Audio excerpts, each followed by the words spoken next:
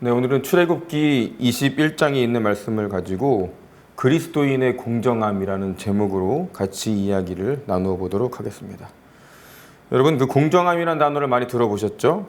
여러분, 공정함이라는 단어는 무슨 뜻일까요? 제가 사전에서 공정함이라는 단어를 찾아보니까 공평하고 올바름이라고 나와 있습니다.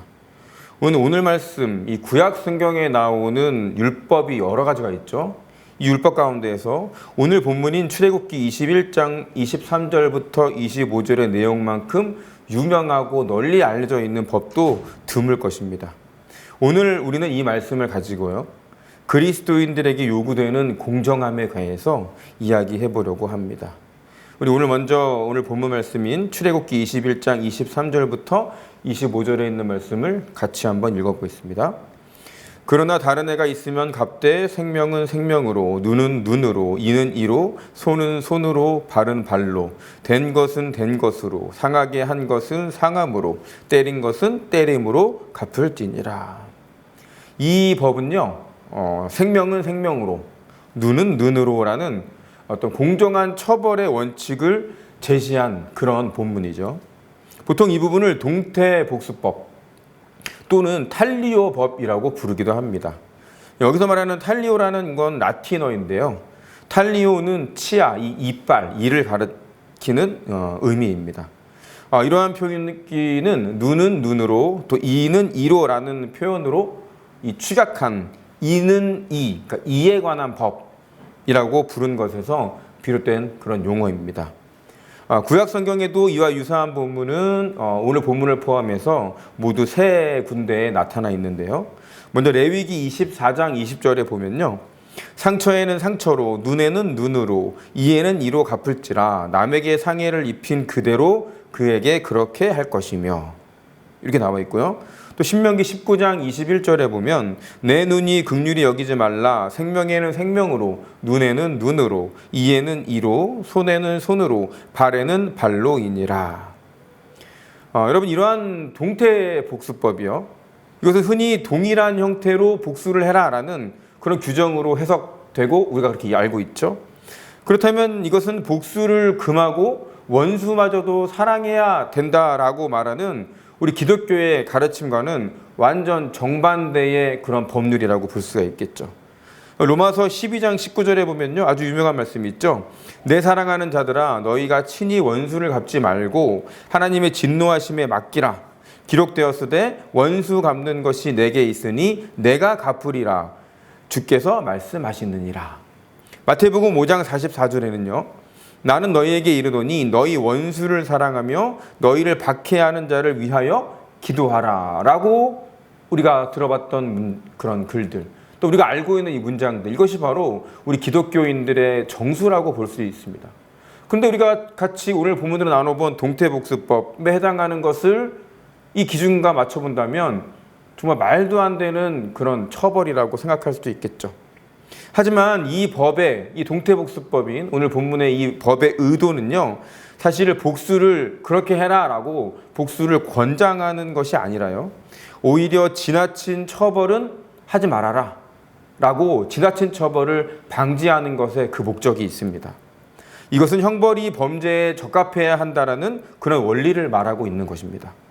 왜냐하면요, 이런 원리가 인정되지 않는, 특히 고대 사회로 넘어가면요, 어떤 피해, 어떤 손해에 대해서 끊임없는 보복이 그 최고치를 정하지 않은 채 계속 이루어지고 또다시 복수가 이루어지는 그런 것이 악순환이 반복되는 그런 일들이 벌어질 수 있었기 때문입니다. 그리고 우리가 한 번쯤 읽어봤을 라멕이 그랬던 것처럼요, 강한 자는 약한 자에 대해서 피해를 봤을 때 무차별적인 보복, 무차별적인 복수가 일어날 수 있었던 것을 오히려 예방하는 목적이 바로 오늘의 본문이라고 볼 수가 있어요. 창세기 23장 24절에 보면요, 라멕의 이야기가 나오는데요.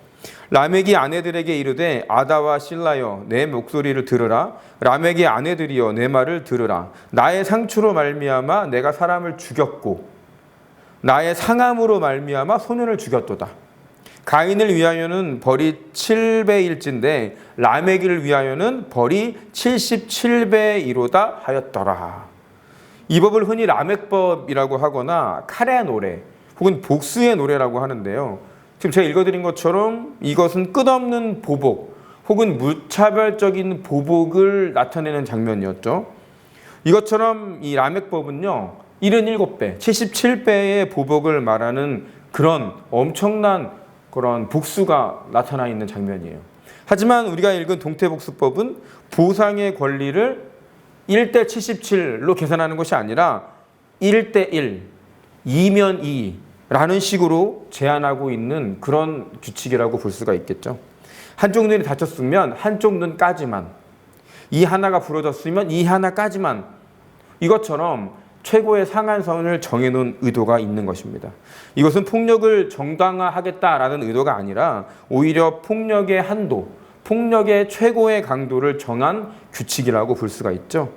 다시 말하면 최소한의 벌칙을 말하는 것이 아니라 최대한의 벌칙은 거기까지야 라는 것을 정하고 있는, 처벌이 지나쳐서는 안 된다라는 것을 규정하고 있는 것이 바로 오늘의 본문이라고 생각하면 되겠습니다. 여러분, 따라서 동태복수법이라는 것은요 야만적이거나 원시적인 것이 오히려 아니라 오히려 정의의 어떤 정수, 공평함의 심장부 같은 것이 바로 눈에는 눈, 이에는 이라고 생각할 수가 있겠죠. 여러분, 이 법은 지속적인 폭력을 행해도 된다라는 것이 아니라 오히려 어떤 분쟁의 요소를 신속하고 공평하게 해결하기 위해서 어떻게 고안된 법률이라고 생각할 수 있습니다.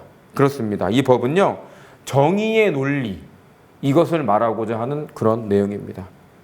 한편 동태복수법이 문자 그대로 해석이 돼서요 신체적 처벌, 어떤 신체적인 처벌을 요구하는 보복에 관한 원칙이냐, 아니면 피해에 관해서 그에 상응하는 물질적이거나 어떤 정신적인 보상을 해주라는 것이냐에 관한 논란이 존재하는 것이 사실입니다. 그런데요, 이 법은요 실제로 어떤 폭력을 행사해도 된다라고 해석되기보다는요 보상의 원칙을 그렇게 정해놓은 것으로 이해할 수가 있어요. 다시 말하면 피해자가 가해자에게 눈에는 눈으로, 이에는 이로 보복할 수 있다라는 것이 아니라 상해를 예를 들어서 입힌 경우에는 그에 상당한 보상을 해야 된다라는 것을 법칙으로 하고 그렇게 해석되고 있는 것이 사실입니다. 그러나 이러한 이해에도 사실은 문제는 있습니다. 상류층, 그러니까 권력층이나 힘이 있는 사람이 그렇지 못한 사람에게 육체적인 상해를 가한 거예요. 때릴 수도 있고 어떻게 눈을 어떻게 상해를 입힐 수도 있을 때 상류층이나 권력층, 힘이 있는 사람들은 금전을 쉽게 지불해서 무마해 버릴 가능성도 있는 것이죠. 그래서 이런 일이 방지할 수 없는 것, 이런 일을 방지할 수 없는 것도 사실 이 법의 약점이 될 수도 있습니다. 그래서 물론 이 법은요 문자적으로 어떤 피해자의 신체적 상해를 보상하거나 보복하기 위해서 가해자의 신체도 동일하게 절단하고 똑같이 아프게 만들고 이런 것을 요구하거나 이것을 정당화하는 법은 물론 아닙니다. 구약 성경에는 신명기 25장 11절부터 12절에 어떤 예외적인 경우 하나를 제외한다면 실제적으로는 우리의 신체를 절단하거나 처벌한 그런 예시가 나타나 있지 않거든요. 따라서 동일한 처벌로서 실제로 눈을 뺀다거나 이를 똑같이 부러뜨린다거나 손을 절단한다는 것은 구약 성경에서는 생각할 수 없다라고 우리가 기억을 해야 될 것입니다. 따라서 눈에는 눈으로, 이는 이로 라는 표현은요 문자적으로 그대로 해석해라 라는 것이 아니라 관용적으로 사용됐던 그 당시의 어떤 법 정신, 그런 것을 나타내는 일종의 관용구라고 이해해야 될 것 같습니다. 이 관용구는요 어떤 사람이 실명하게 되었다면 그를 실명하게 한 그런 가해자에게도 그만큼에 해당하는, 그 정도의 수준에 적당한 그런 피해에 해당하는, 또 피해와 동등한 그런 수준의 처벌이 처해져야 함을 의미하는 그런 내용입니다. 아마도 이에 해당하는 처벌로는 여러 가지가 있겠지만 그 당시에 예를 들면 추방을 한다거나요, 소유물이나 소유권을 상실하게 하거나 이전시켜 주거나 어떤 감금이나 억류 뭐 이런 수준의 어떤 처벌이 있을 수가 있겠죠. 혹은 뭐 공개적인 뭐 굴욕을 준다든지 여러 가지 처분이 내려질 수 있겠죠. 예레미야 20장 2절부터 3절 그리고 29장 26절 그리고 사도행전 16장 24절에 보면 이런 예들이 몇 개 나와 있습니다. 그리고 동태복수법이라고 부르는 오늘의 법률, 오늘의 본문은요. 어떻게 적용되었는지를 우리 출애굽기 21장 26절부터 27절에 있는 내용을 보면 조금 우리가 이해할 수가 있습니다. 우리 다 같이 출애굽기 21장 26절과 27절을 같이 한번 읽어보겠습니다.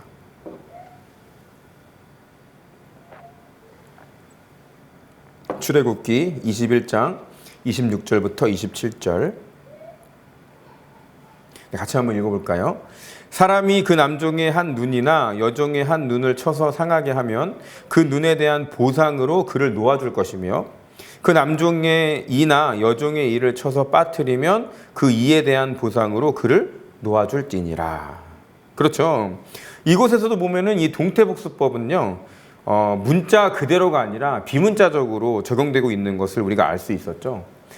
주인이 종의 눈이나 이에 상해를 가했을 경우에는 그 처벌로다가 이 주인 자신의 눈이나 이에 대한 상해를 똑같이 입히면 그만이다가 아니라 종을 놓아주고 종의 노동력을 주인이 포기함으로써 이에 상응하는 수준의 그런 손해를 입힌 것을 보상해 주는 것을 우리가 알 수가 있습니다. 우리가 지금 오늘 나누고 있는 본문에 있는 내용, 우리가 흔히 말하는 눈에는 눈이야, 이에는 이야 라고 생각하는 그 법률이요, 그 법정신이 우리가 생각하는 것과는 사뭇 다르다는 것, 아주 많이 다르다는 것을 우리가 오늘 이야기하고 있는 것입니다. 여러분, 그러니까 지금까지 몇 가지 예를 통해서 또 본문과 성경에 있는 말씀을 가지고 살펴본 것처럼요, 이 동태복수법의 의도는 생각해보면 아주 단순한 거예요. 그러니까 어떠한 처벌이나 구별 없이 모든 이에게 공평성이 실현돼야 한다. 바로 이것을 말하는 것이죠. 다시 말하면 신체적인 상해를 야기한 행위에 대한 처벌은 그 상해의 성격에 부합하는 수준이어야 한다. 한 사람이 다른 사람을 영구적으로 불구가 되도록 만들었다면 그렇게 만든 자신도 그대로 똑같이 할 수는 없지만 동등한 수준으로 처벌받아야 한다라는 것이 이 법정신이라고 볼 수 있습니다. 이렇게 구약의 법률, 율법은요, 다른 일을 평생 불구인 상태로 만들어 놓고 단순히 금전적으로 보상만 해준다거나 그것을 값을 치렀다고 해서 모든 것이 없어지는 것이 아니라 그렇게 함으로써 나는 죄의식이 사라질 수 있다. 나는 그런 것의 돈으로 어떤 금전적인 거로 보상을 했기 때문에 나는 내 죄가 모두 사해진 거야 라고 생각해서는 안 된다라는 이야기입니다. 이 동태복수법은 법 앞에서 공평히 처리하고 하층 계급을 보호해주는 그런 규범이고 힘없는 자들을 보호하는 수단이었던 것입니다. 이 법의 본래적 기능은요, 힘 있는 사람이 어떤 그들의 물질이나 힘을 이용해서 법정에서 영향력을 행사하는 것을 억제하는 그런 기능을 가지고 있었습니다.